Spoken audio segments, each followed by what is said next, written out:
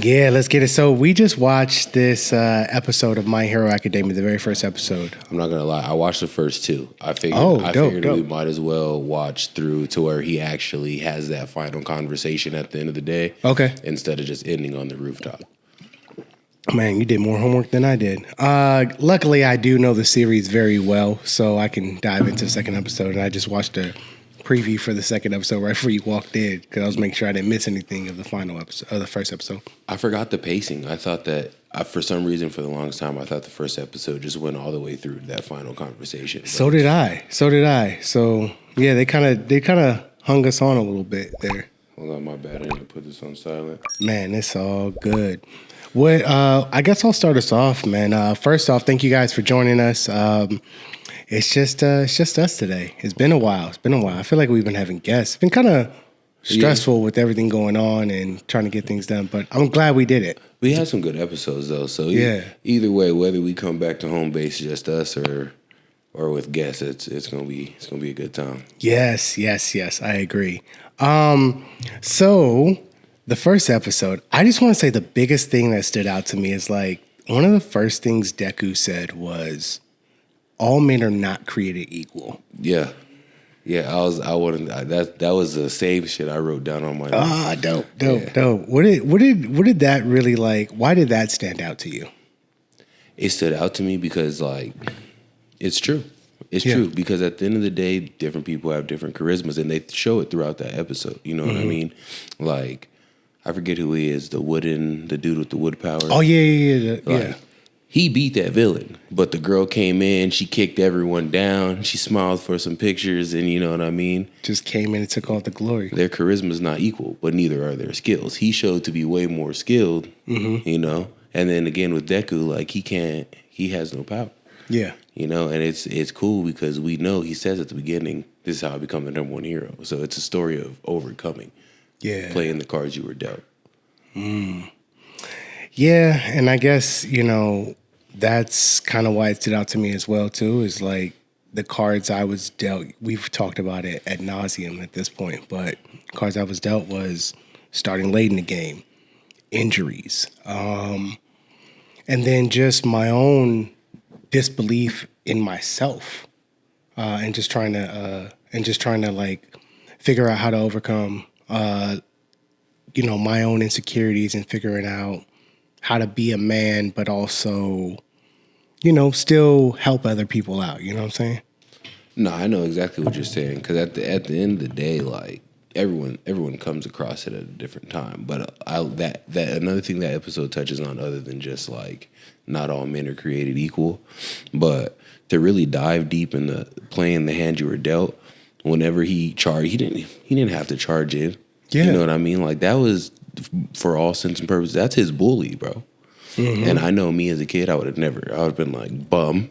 I would have been, you're a bum. Take that. Yeah. And I would have just thought of all the fucked up shit he did to me. But it shows how great of a person he is. It shows why he's going to become the number one hero. And honestly, you know that you said that makes me spawn to something on my trip. So on my trip, I've been thinking a lot about just how to move forward in life. And one of the biggest things that I realized is that I'm not kind enough.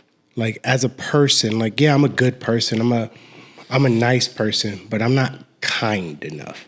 And I think there's a difference. And Deku, I always say I embody Deku, but there's a reason why I mess with Bakugo. Bakugo's not kind. You know what I mean? No. And so No, hell no.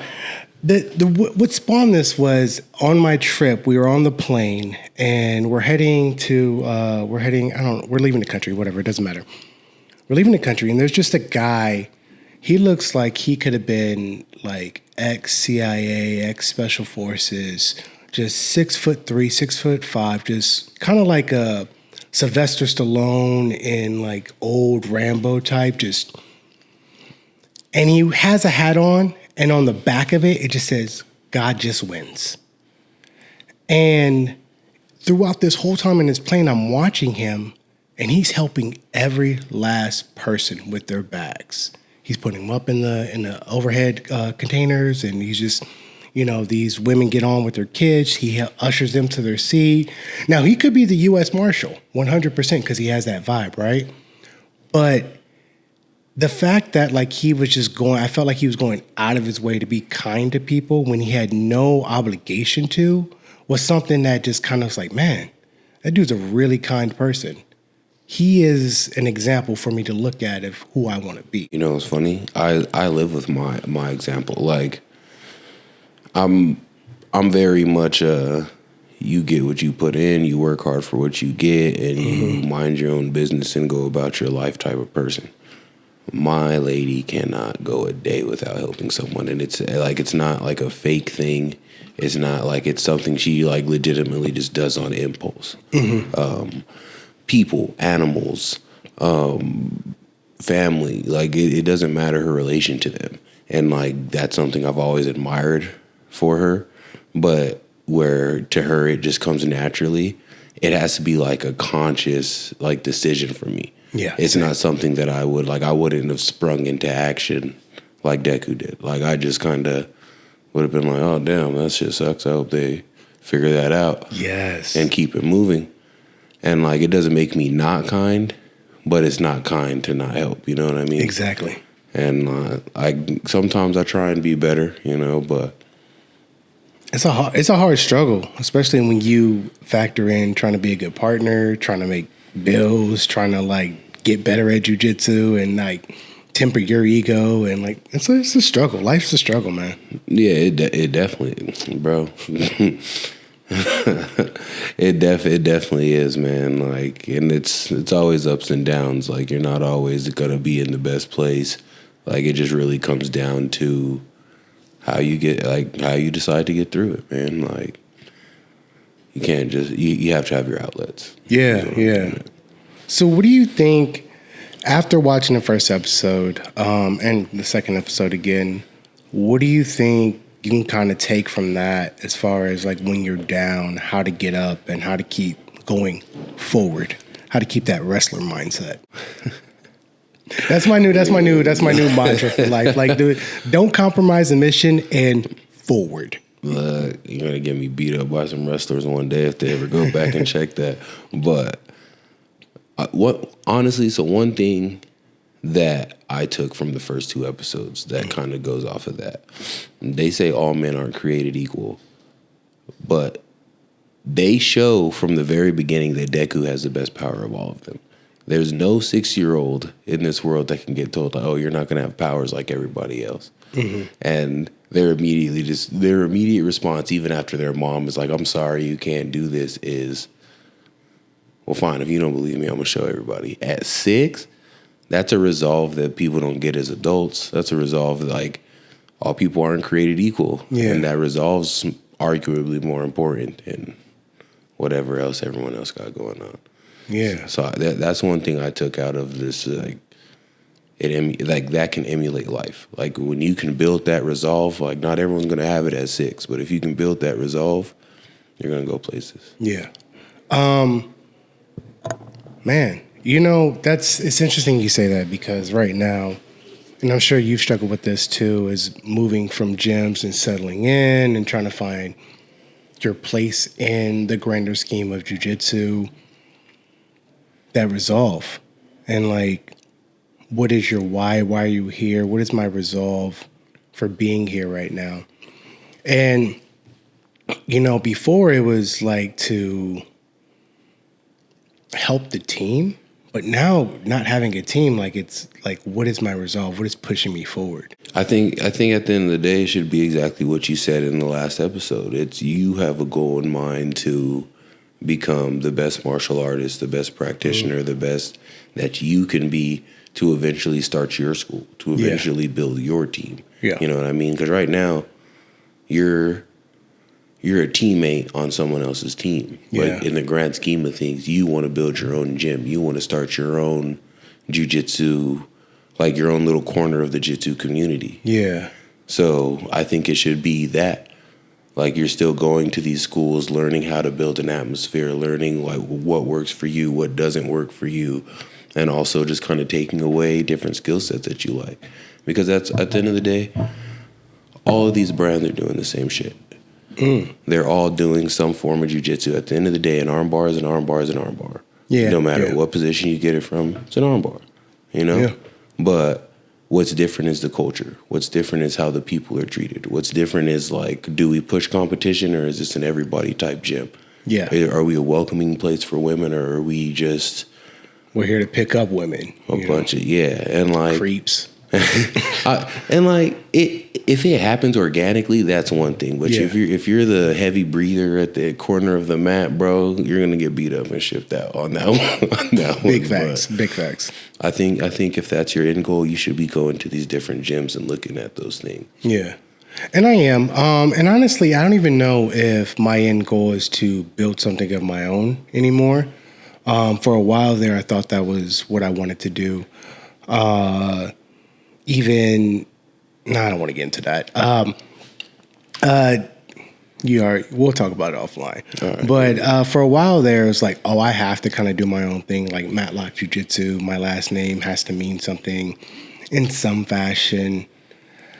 I honestly don't care about that anymore. It's like, what avenue is going to spread Jiu Jitsu the most and is going to help the most people develop that self-confidence within themselves and develop an ability to protect themselves in a worst-case scenario.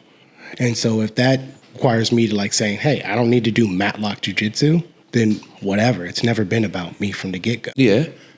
So I feel that. So like even then, it still sounds like if you want to help people build confidence and help people learn how to protect themselves or get out of jiu-jitsu, whatever they need to get out of it, you still would want to be a coach or something. So even if it's not your own brand, it's still looking at the qualities of a professor and looking at the qualities of running a gym that you like, that you appreciate, and that you gravitate towards. Yeah. So you can be that for the next person. Dope. Yeah, no, honestly, Jimmy and Alex, I'm training at both gyms. I feel like they both have those qualities that I'm looking for in a coach and a professor. They're solid stand-up dudes, and they seem to be not about the BS. You know what I mean? The politics of jiu-jitsu and all that crap. Like, it's nauseating at sometimes. It's funny because like, whenever I first got into jiu-jitsu and I thought I was gonna want to be a competitor and like want to just get heavy in the shit, like I was all about the politics. I knew everything going on. I knew all this. But like as I've just kind of fell back into like I'm gonna do my thing. If you want me to teach you something or tell you something, or if you want to have a conversation about why things work for me and don't work for me, or work for you and don't work for you, that's cool. But the politics, I don't give a fuck, dude. I don't give a fuck. I'm not gonna watch the fight that Gordon Ryan finally loses until they tell me Gordon Ryan lost, and then I'm gonna go back and watch it. Yeah. But it's just a bunch of like chest pumping to me, bro. Like, yes, I've been seeing a lot of like interviews with like jiu-jitsu guys that like they're high level dudes, but like we're not talking about your skill anymore at this point. We're talking about politics. Yeah, you know? Or how much money I'm making because of this match or whatever. I think that's kind of important. Yeah, I think that part's important. Well, why? Wait, let me ask you. Why do you think it's important? I don't think it's important in like a capacity for like them to be like, oh, I get paid more or I'm the highest. But jiu-jitsu is starting to turn that corner. Yeah, and it's important for them to talk about like, yeah, I am getting paid to do certain shows. I am, so no one's getting taken advantage of. Like, it's going to be, as jiu-jitsu takes its professional turn and people start getting like monetized for their skill, there's going to be a lot of people getting ripped off. There's going to be a lot of people not getting paid what they're worth. And if these conversations are had out in the open up front, I think it's going to lessen that chance. Not make it zero, but... So here's a big question that I have for you. Do you think that you're good enough to get paid to do jiu-jitsu?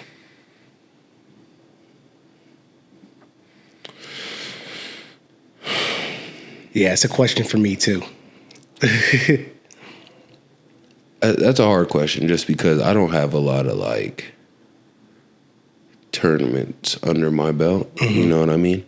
I've always performed decently well. You know, I've never, like, overall, I've definitely won more fight like matches than I've lost. I've only lost 3, but Same. Well, I don't know how many, but go ahead. But at the end of the day, skill wise, I'll say that I'm confident that I'll go in there and I'll hang with anyone, and if they submit me, they submit me. Yeah. If I submit them, I submit them. But like, I don't think anyone's gonna just wipe the floor with me. But I don't think I have the, I guess, following to get paid. You know what I mean? So as a complete, like what they're looking for, I think I have half. Okay. You know, I have the willingness and the ability to compete, but I don't have the persona. I kind of feel the same way about myself. What spawned that question is you're talking about the money, and I had a conversation with one of my teammates the other day. He was like, "Yo, I'm trying to put my gym on the map, and I'm trying to get paid." And I'm like, low key, that's kind of what this is too, right? Like, but I just don't believe I can because of all my injuries, right? Like, so it makes me second guess my jiu-jitsu. It makes me question if I'm good at jiu-jitsu sometimes. And like you, man, my tournaments, I've won more than I've lost. And the ones that I've lost, I'll be honest with you, I really think I just ran against more talented people. It's not because my mindset wasn't there. It's just those people were more talented at that time.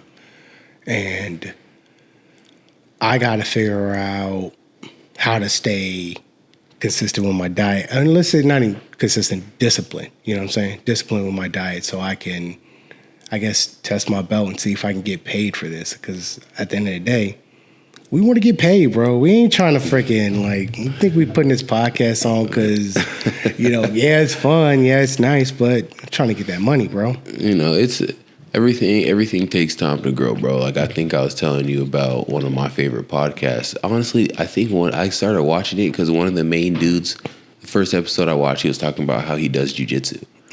And I don't think he's ever talked about it again since, but it was enough to like pull me in. But I've been listening to them for like 2 years, bro. What podcast is it? It's called Shits and Gigs. I think I know that one. Super dark, like they're from the UK. One's like a super dark black dude, and then it's a light skin. Yeah, and they got a bunch of anime stuff in the background. I think they even have some My Hero stuff back there. So I know one of them's a big like My Hero fan, you know, but they like over this last like year and a half, dude, like blew up. Yeah, I just started watching them because DJ my boy down in San Diego, put me on them. And he's like, yeah, check them out. So. Yeah, they're funny as shit. Okay. Well, but I don't know, like for me, I don't like to.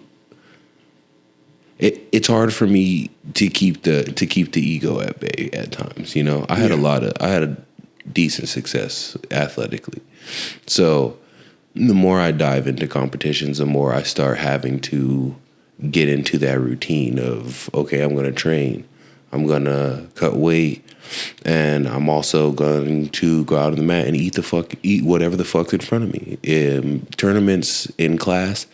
And the more I do that, the more I allow myself to just live in that energy, the more the ego starts to come, and the more I'm going to want to start competing. And in a way to get monetized, I feel like that's kind of what I have to do. Yeah. And like, I haven't talked about it much with you, but technically this is my first year in Masters because I turned 30 this year. In Jiu-Jitsu, it's not if you're already 30, it's the year you turn 30. Copy. Okay. So, you know, and everyone pays attention to fucking Masters. So, I'll be in Japan around the time, but... That's in March, right? Yeah. I mean, there's one in August, too. If you want to prep for that, we can do it. I think I want to prep for Worlds in October. Just because... We'll talk about it, but I do plan on doing like some small nagas and shit. Yeah. Just in like May, and then I got Japan in July. So we'll make a run for it. But I really think like no-gi's too fast for me to like really make a competitive run. I think I have to do gi just because my knees. I get that. I love no-gi just because. Same. just because I know how athletic I can be, and just the size of my body makes it really difficult to deal with. Like we've rolled together, but like you can't grab me. Yeah. And then the only thing about no gi at like a high level, bro, if I blow my knee out, I'm gonna be devastated. Like I'll be so mad that I played 16 consecutive years of football, never had a knee injury, and then I come out here and I like blow my knee doing jiu-jitsu. Well, then I think what we need to do is set up knee proto. We need to make that our priority. Like really prioritize being consistent and disciplined with knee recovery, strength exercises, and making sure we do, if we're going to compete, do everything across the board to give us the most possible a chance at success. Yeah, and that's another thing about competing. I wanna like, if I'm gonna compete in like bigger tournaments, I wanna be able to just dive back into that like meathead mentality and wake up and work out and then go and then train and then, you know what I mean? But I've just been so steeped in like comfortable bliss, me and my girlfriend waking up and, you know. Bro, I sent you one 5 a.m. text. I didn't even get a response back. And dude, yeah, I said I was going to send you a bunch. Remember, I told you, if you're going to do that, you have to call me. And then even then, I can't guarantee I'm not going to be like, what the fuck? I haven't been there, man. I've had so much, like, being back from this trip, this last couple of weeks has been a lot on me. And I'm not trying to, like, no, I feel make excuses. It's just been a lot. And, you know, I keep saying the weight of the world is on my shoulders, but the only way through is, you know, only way out is through. So forward. That's all I know right now. Yeah, wrestlers have a you know, they have a good mantra, but you know, there's a limit. There's a limit. You gotta temper how fast you're going forward sometimes. Yeah, and go ahead. But I agree with you, man. I've told you I have a lot of plans. I'm trying to slide up out of California eventually, but we were just talking about it today. It's just I moved here for the jiu-jitsu. I moved here for the fun. I moved here and like now that I'm older and I'm not 21, 22, 23 anymore, like I've been there, done that. It's not, now you're just charging me a lot of money because you think you have good weather. It's not enough. Yo, so me and my lady were talking today. So we went on a walk today and we're just talking about older people. I was like, oh, you'll slow down when you get older and it'll happen. I was like, man, bump y'all old people. Y'all don't know. I'm going to rock till the wheels fall off. I ain't never slowing down. We're like, yo, we got to get out the city. We're like, we got to get out the city ASAP. We can't be here. I think it's crazy that I'm 29 and I be telling my cousin, back in my day, like whenever I was a kid, and I used to hate that. I used to hate it. And it's so crazy that it's gone like a full 180 for me. Yeah. And then at that, like, how am I old at 29, bro? I think like this is why I mess with you, right? Is because I feel like you're more mature, right? And you see what is important. And what is important is not the newest gi. It's not the newest shoes. It's not the newest car. It's not the latest iPhone. It's not all this insipid stuff that people are attaching themselves to and idolizing. Go ahead. Well, my bad. I know we're down a more serious path, but when you said the newest gi, it just reminded me of something. Bro, one of the first gyms I was at in California, it was Gracie Baja San Diego off Claremont. There was this dude named Shad. I still get nightmares of Shad, bro. Shad. I don't know. So Shad was an older, like 47-year-old, like electrician. His kids went to the gym. Nicest guy in the world. He was a murderer, bro. He was a murderer. And not like jiu-jitsu. He ran the striking classes, bro. He kicked dents into all the pads. Like, he was terrifying. And then he'd be like, in a roll, he'd beat you up. Like, he'd demolish you. And then hit you with, you're getting so much better, man. And if you knew him, you know that's a good, like, you're getting so much better. Yeah. Nah, dude. He made me feel like a child. But that was the thing. He had old, beat up, disgusting gis. They all, like, you could tell he'd been wearing them for years, and dudes would just come in like, yeah, I got the new, I got the new gi. That shit don't matter when you want to get in shad. That shit, the new gi got folded with you in that shit. It looked real clean folded up. Yeah, nah. But yeah, and he used to openly say that, like, you can have all the new gis you want, man. I'm still gonna kick your ass. Yeah, and no, he would just end it right there. You can have all the new gis you want. And then he just give you the look. That's respect. Your ass. See, honestly, that's what I aim to be at someday. I don't know. It's scary to even think that I could be that good, right? But that's kind of the goal, right? What belt was he? So he actually got his black belt while I was there. He got his black belt at a CompNet by like Carlos Gracie. Respect. So he was a beast, dude. But honestly, though, you are that good to somebody. You know what I mean? Yeah. Like you're somebody's shad, and if you're not yet, you're going to be, because jiu-jitsu isn't like, it doesn't end. You know what I mean? And like the people you train with now aren't the last people you're going to train with. That is something to think about. I always, I kind of look at things as like, oh, I'm at this gym. These are the last people I'll ever train with. You're right. They're not the last people I'm going to train with. Yeah, and you wouldn't want them to be either. Yeah. You know? Although, go ahead. Like, no matter how good they are, you want to grow. You want to learn. You want to see new from new places, Yeah. And that's why I'm cross-training right now, is because I want to grow. And I feel that Misfits has a solid bunch of black belts. They have a solid group of black belts that I can learn something each from. Like, go ahead. Honest? Oh, okay. Sorry, you just look like you're going to say something. And I'm trying to be aware of that because I'm trying to be a good conversationalist. You know what I'm saying? But no, Misfits has a solid group of black belts that I feel I can learn a lot from. And, Forge is the same way. Just a lot of knowledge across the board. And I just feel that if I want to be like that Chad, I got to learn everything I can. And I have to take it in humbly, and I have to just forward. Oh yeah, you know what I mean.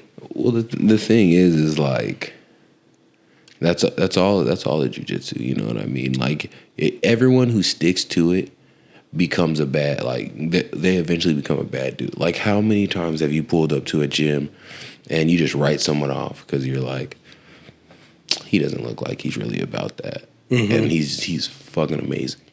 Yes, you know what I mean. And at one point he probably was someone you should write off, but he stuck to it, and that's the thing about all the higher belts. They just stuck to it. Like, dude, I was a blue belt for a long time, bro. Like, remind me to send you a picture of my blue belt, bro. What it looks, it doesn't even look blue, it looks white. Bro, I plan to bleed. Like, honestly, the only reason why, I don't know if I've said this on this podcast before, but the only reason why I've ever wanted to become a purple belt is so I can make money teaching. That's it. Yeah. Other than that, I'll sit at blue belt till the day that I die. Don't care. Well, even then, bro, like, there's a lot that comes into it just because you have traveled. You have jumped around schools. So I don't know why some schools do it, but like whenever you transfer to a school, sometimes you got to wait twice as long for whatever reason. And every school has their criteria to like how they promote or whatever, or like however they're like whatever they are looking for, whatever they want to do. Do they have to make a certain amount of money off you? Like these are like, and that one's something I've actually heard, bro. The money they have to make. Yeah, well, but it's annoying. It's annoying, but I kind of get it, right? In the sense of you have to, like I said this before, pay your tuition to your school because you are getting a degree in jiu-jitsu. Yeah.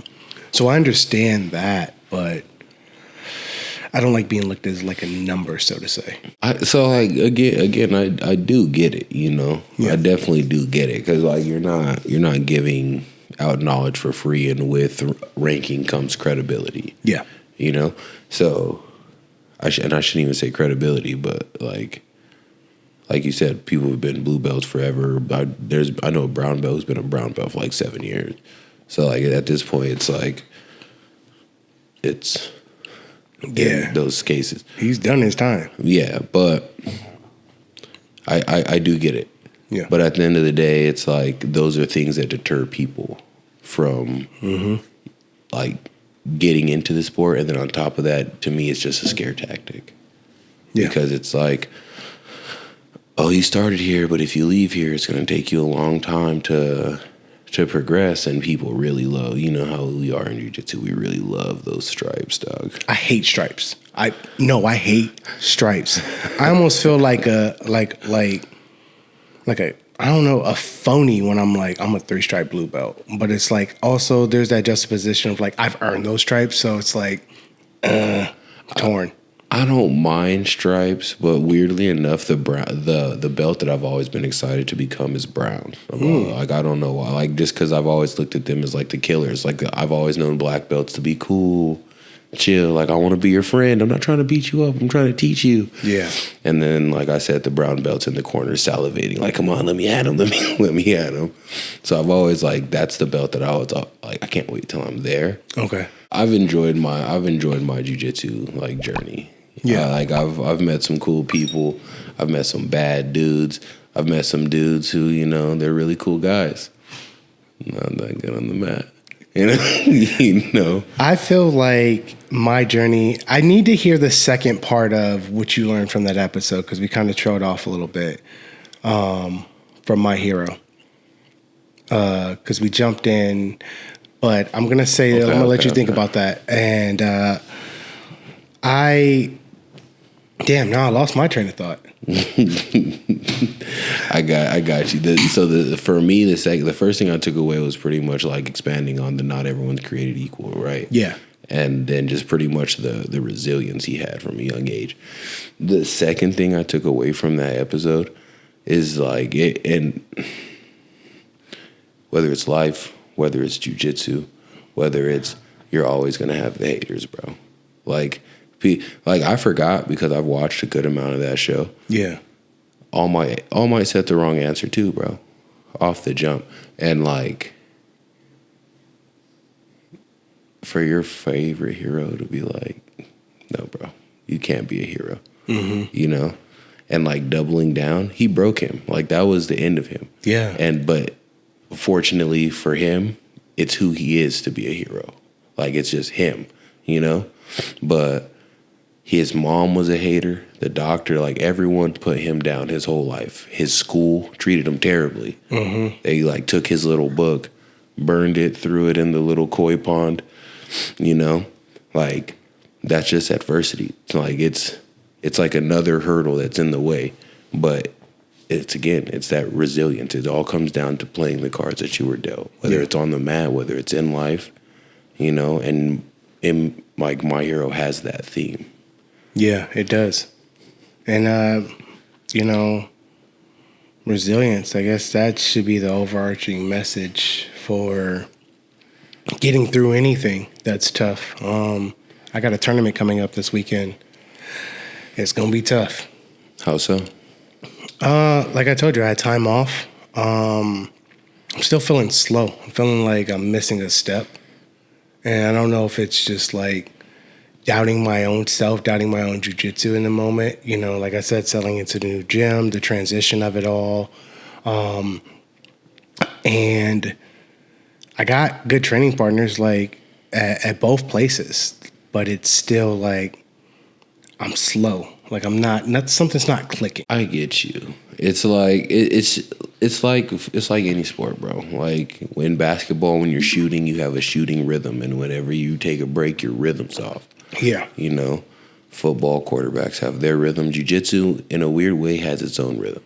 Like you have so much that you know and that you can do, but at the end of the day, you still have your natural flow of things based off of what you feel. And it's just kind of like out of whack. You know, when you take that break, when you jump from one place, or even if you're not comfortable rolling in your environment yet, just because it's a new school. Yeah. It just throws your rhythm off. And like I felt that the same. That's why I told you I kind of let everyone do their thing for a while. Yeah. until that dude pissed me off. But that's whatever. That's whatever. Yeah. I'm trying to get you to come train out at Georgia and Misfits at least once, man. Well, I told you I paid cash, so Yeah. I can legitimately this month I can legitimately train wherever I want. Dope. So I was thinking about going to Misfits. It really just the one with the best parking is probably gonna win my loyalty. Like I went to Henzo's and I was like, the school's cool, the people are cool, everything's lit. The parking situation makes me want to pick my car and throw it across the city. Yeah. If I was that strong, Yeah. But hated the parking. But everything else about the school was lit. I loved it. I keep telling you, Mariposa, 2 blocks away, great parking. Just got to walk 2 blocks. Bro, I did. You have to remember, I go to class at like 6, 7 o'clock at night, so the parking's already filled up. Yeah. So like, Mariposa was You know filled to what? the brim. Let me see if I can pull some strings. I got the gate code. Get you in the gate. Let me see if I can pull some strings for you, bro. I love if my car is towed, I'll be devastated. Nah, actually, it's funny. I just don't even know. We'll talk about it offline. Yeah, but that episode, it touched me, and it also made me kind of think about, like you were saying, resilience and just having that belief in yourself, even when it's not there, how to find it, and pushing forward. I think with this tournament coming up, the biggest thing I want to make sure that I'm doing is I'm having fun.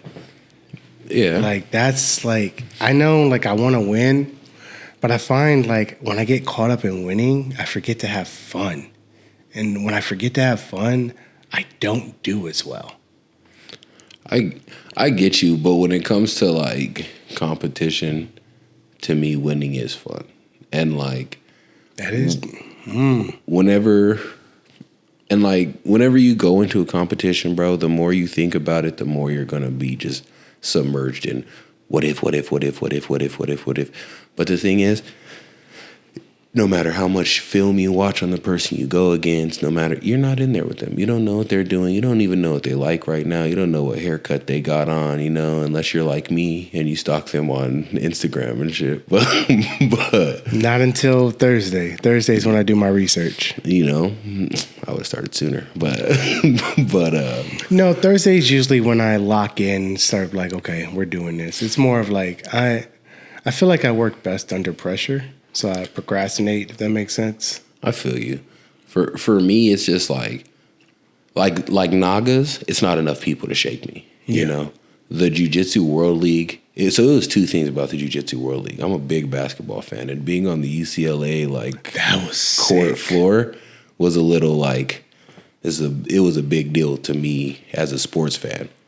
And then there was a lot of people, bro. Like I played college ball, but I hate in football you have a helmet, So I didn't really think they were staring at me. Mm-hmm. This I knew there's only 2 people on the mat at a time. I knew they were staring at me. Yeah. So it was kind of different. I didn't feel like anyone was staring at me, but that was the competition that I gave up on myself. It was like the first time I felt like I was under the bright lights and was like, yo, I'm at UCLA. When in my life have I ever thought that I would compete at UCLA? I didn't even finish college. Like, whoa, wow. Yeah. And I didn't get the school experience you got, right? Like, I ended up blowing my knee out and so many injuries that kept me from even being able to experience what I wanted to experience, those glory days, so to say. So for me, it was one of these oh, this is my glory day. And it's like, oh, this is a lot. Oh man, I'm not that. And the same thing, it's funny. I was in the middle of transferring from another gym to another gym, so it was like I was feeling off, and my jujitsu wasn't right. So it's funny. I did give up on myself. It's like I don't even want to be here. What's the point of this? What am I doing? I got no reason to be here. What am I doing? Yeah, honestly, bro, I understand prepping your team, but whenever I start going into a tournament, I'd lose all that. I know they're my teammates. I'm not gonna hurt them, but I do not care about their matches until after I'm done. Yeah. After I'm done, I'm gonna be like, oh, how'd you do? What happened? Talk to me. But before that, I'm zeroed in on what I need to do. I'm zeroed in on what I'm liking, and then I'm for lack of a better term, I'm stroking the ego. Like, yeah, you're the guy, bro. You see, like, and I guess that's just kind of how my ego works in competition. But the UCLA thing was a little much for me, just because, like, I was like, that's a historic ass stadium. I was like, bro, and then they let us warm up in their locker room. You noticed that? I was like, yo, this is nice. So that time it kind of got the best of me, and my cardio wasn't where it could have been. Yeah, you know. But as for your tournament, dog, just flow. Just be willing. Just go into the tournament and know, like, I got a deep back and I'm willing to use it. Yeah. Yeah. Wait, and then I think we're in the same, like, age bracket now too, dude. Oh no. Just I gotta keep losing weight then. Nah, I'm gonna catch you in an open. Nah, yeah, you will. You might. You know, I gotta test my belt, man. Scrape my beard on this. Yeah, no, it's just as far as my comp, I am. Everything is as it should be, is what I always say. And what I'm going through right now, I know, that's why I say Thursday. The second I look at that bracket, the second I start watching my old matches and just reaffirming that, yo, I do have a deep bag. Oh, I do know jiu-jitsu. Oh, I'm so much better. Oh, I wouldn't make that mistake right now. Not to hype my own self up, but having that record from every last tournament does give me confidence going into the next tournament. It's like, hey, you get better. You're not going to make the same mistakes. And even if you do, you're going to figure out how to get better after this. So win, lose, or draw, you're going to get better. Just like when these dudes get their butts kicked and they come back stronger, they figure it out. They sit in that little hyperbolic time chamber. Mm-hmm. They sit in the little pod. And they sit still, they meditate. They're like, how do I get better? Let me figure it out. Well, at the end of the day, like, another thing you have to take into account with, like, tournaments is, like, win, lose, or tie, like, no matter what the outcome is, the majority of the population isn't getting in there. Like, yeah, that's the true. dudes watching the UFC fight, I would have, you wouldn't have done shit, bro. Mm-hmm. Like, the worst UFC fighters knocking out 92% of dudes in this world. Like, big facts.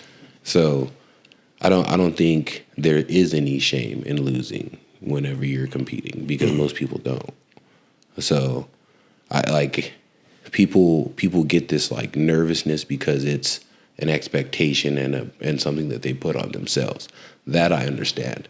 But, like, losing, like, feeling shame for loss, I like, that's something that I'm like, well, I do. Yeah. You know? But you're going to do great, bro. Like you said, you win more than you lose.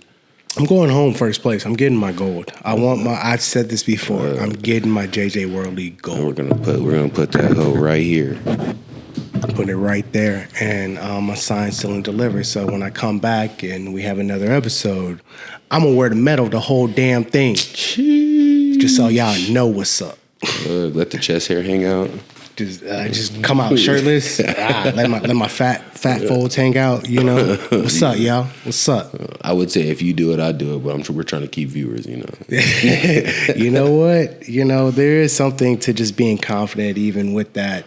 Because honestly, if I did it, it'd be like a huge, like, I would have to check that off as, like, success in my book. Oh, like, to sit anywhere shirtless and put it, like, publicly for the world to see.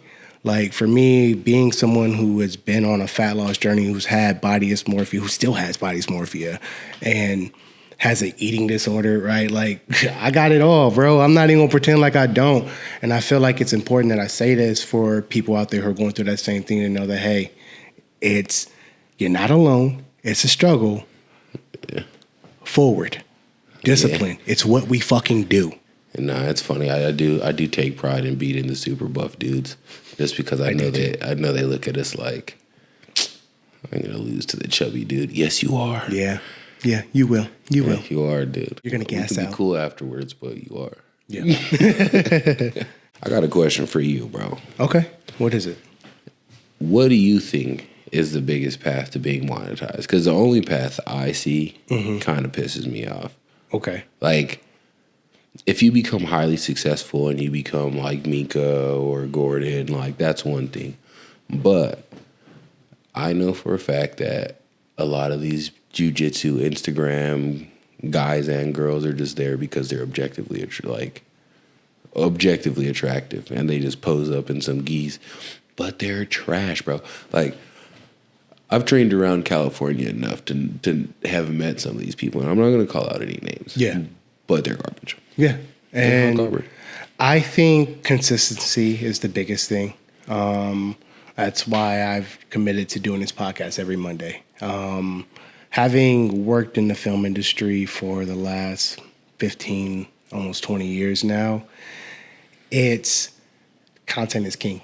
I think, the larger, if you have the body of work, it's going to speak for itself. And consistency is the only thing that's going to build the body of work. So it's just doing it over and over and over and over and over. And just like with jiu-jitsu, I think that's what it is. I think for us, if we can get more content out other than just a podcast, that's going to help us. But I think right now, with your schedule, my schedule, and everything, how it's been so unsettled just in our lives in general, it's hard to dedicate that to get that extra push. But it's 2024. I'm up for the challenge. Yeah, I just seen someone that I used to train with, and she had like crazy likes and comments, but I know why she got those likes and comments. 'Cause she's pretty.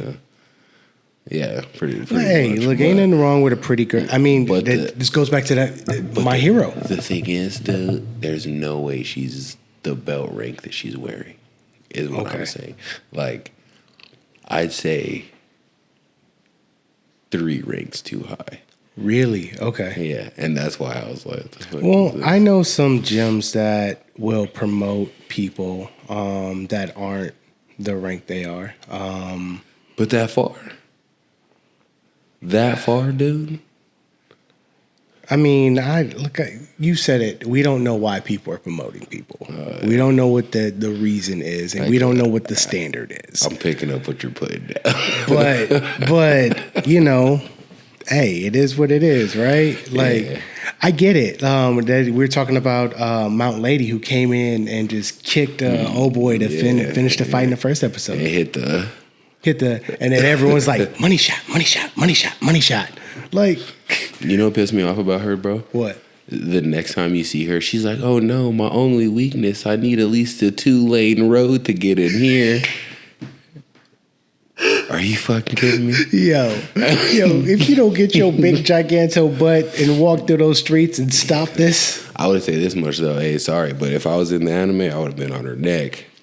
Man, I would have been like, yeah. What up, though? Hey, you kind of a bum in the superhero aspect, but what up, though? In the end, she did kind of help a little bit in season 6. I'm not saying but the first episode, your first impression of her, like she's bum. She's garbage, and it's kind of messed up. And it's kind of like what you're talking about. Is like, yo, does she even belong here? Like, was she promoted up, in the hero organization because she's just hot?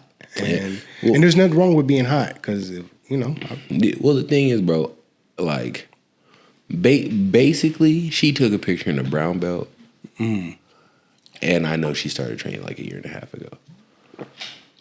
Bro. Yo. and that's where I'm like, hey. How'd you get a brown belt that quick? That's a dangerous game you're playing, bro. Some of them chicks are vicious when you get up to like. But usually the professors that do that, they protect those people. They don't let them really roll with anyone. They let them teach classes, but they don't let them really have a challenge. They're not out there competing. Is that like a thing of credibility? Hire him as a teacher, give him a bigger belt, and then pretty much are like, yeah. It's possible. I mean, you've been down here longer than I have. I've just seen it done in gyms. That's crazy. So. That's crazy. I'm going to pull back up to that gym and call him out and be like, hey, what's up with that?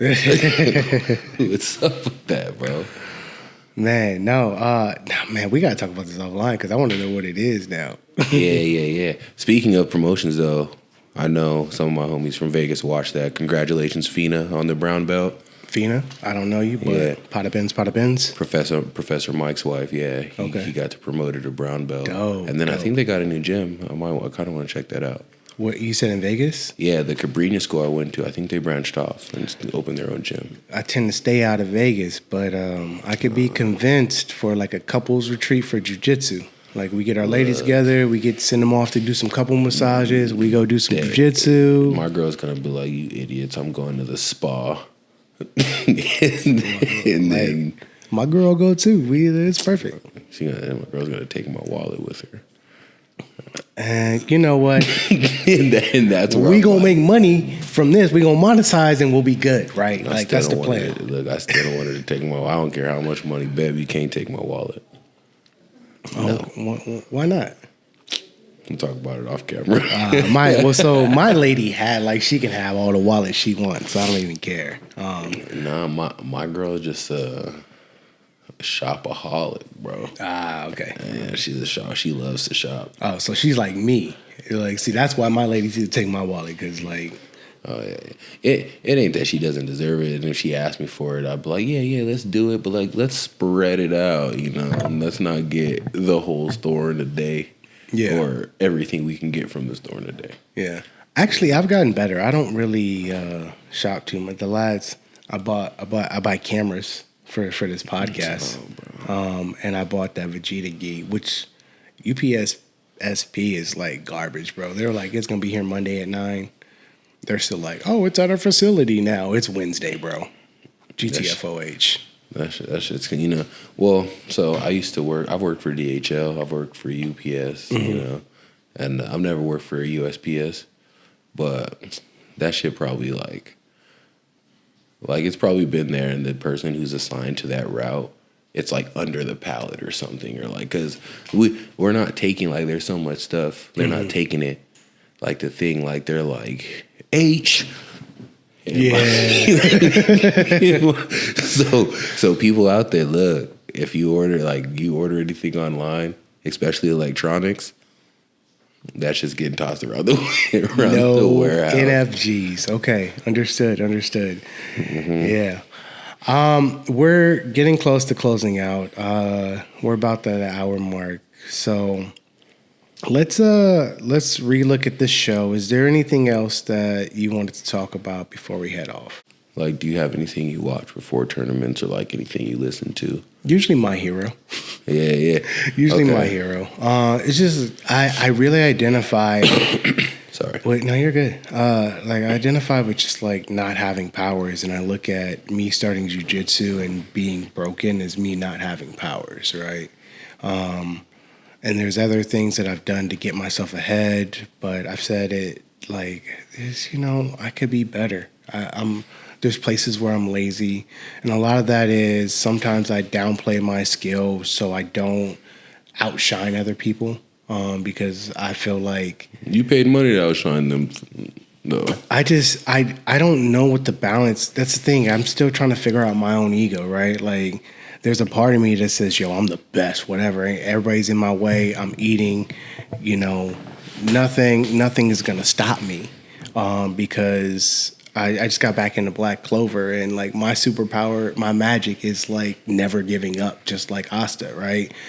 And that's the guy, by the way. You like Asta? Dope. He kind of yells a lot, which gets annoying. I watch Naruto though, so who it's the same. It's the same. Him and that's Naruto. Wizard Naruto. Exactly. 100%. So there's that of I want to be the best, but then I still think of my injuries. I can only go so far. So the thing is, bro, at the end of the day, you signed everything you compete in jiu-jitsu, you signed a waiver, bro. So it doesn't. So I get where you're coming from, but at the same time, that's the point of doing competitions, is to pretty much flex your skill, show what you're about, showcase yourself. That is the time to let the ego fly. It makes sense to kind of temper it back in class because you're in class. Yeah. These are your teammates. These are your friends. These are your people. These are the people you train with. You need everyone healthy so everyone continues to get better. Yeah. But at the tournament, everyone pays money for that for that opportunity to put you on their highlight reel, you know? So why should it be any different from you? And then one thing I've learned about sports is the people who are afraid to get hurt are the ones who get hurt. Just because they're always thinking like they're always a step slower or hesitant because that's always in the back of their mind. I broke my toe this week, bro. Damn. I haven't even sure. I mean, yeah, it was wrapped up. I've been trying to see how it works today without being wrapped up, but I broke my toe. That's my pinky toe. Look, that's crazy work. Yeah, my man hit me with a scissor sweep, and like my toe got caught like on the edge of the mat, and it just said, I was sideways, and I had to like pop it back, and I was like, yeah, this is gonna be a rough week. And then it popped back out, and I was like, I need some tape, y'all. Let me get some tape. I gotta tape this shit up. The biggest gift football gave me is because I played the position I played. My fingers got trampled and stepped on, and my toes got trampled and stepped on. My fingers got jammed in helmets to the point where that shit's numb. Like if I have a deep grip and dudes are like, yeah, I'm gonna yank and see if it hurts, bro, you're gonna be there all day.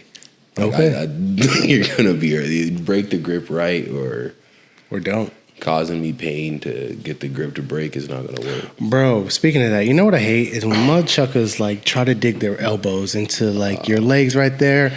That is a one-way ticket for me to turn up to like whatever the highest level I got to just end that, because that's annoying. Like, so there's a right way to do it. Like, if you use your forearm as like a knife to kind of like push it. Yes, but your if forearm. you're like going like that, I look at it as like this. You want to play games? You want to come in here? You want to quote the genie real quick? Yeah, in my house. Yeah, like we can play games. Yeah. I guarantee you, my elbow hurts more than yours. There's more weight behind it. It covers more surface area. We can do that. We can do that. So I just kind of like, if people want to play games, we can play games. You know, it's always fun, and like sometimes I do enjoy those roles. You know. Yeah, they do end up being fun. I guess we can leave it there. If people want to play games, they can play games. Fuck around and find out. Fuck around and find out. Fuck around and find out. And wear your right belts, dude, especially online. What the fuck is this? Yeah. You know, I know shit's getting like looser, and I'm like. You think the sport's getting soft? It's been going around the internet. Everyone been talking about the sport getting softer. Have some decorum. Have some fucking decorum, bro. That shit's annoying. Okay. You know? I think that should be some of the things we talk about our next episode.